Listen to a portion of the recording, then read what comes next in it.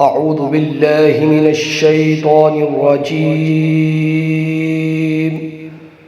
بسم الله الرحمن الرحيم. ألهاكم التكاثر حتى زرتم المقابر كلا سوف تعلمون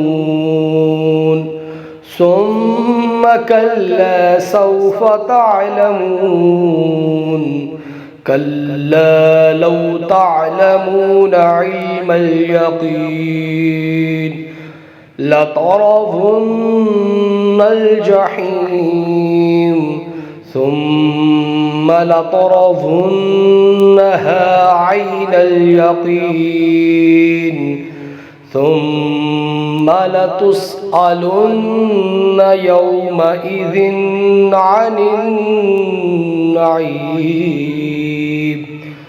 صدق الله العظيم.